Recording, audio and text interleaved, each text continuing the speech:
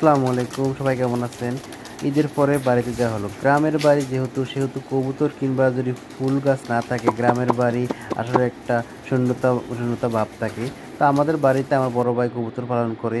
তার কবুতরগুলোকে আমি বিকেলবেলা ছাদে গিয়ে খাবার দিলাম। তারা সবাই ক্ষুধার্ত ছিল, তাই খুবই দ্রুত এসে আমার খাবার দেওয়ার সাথে সাথে তা গ্রহণ করলো। অনেক আগে রাজা বাদশাহরা নাকি কবুতরের পায়ে করে বিভিন্ন উম জায়গায় চিঠি আদান-প্রদান করত।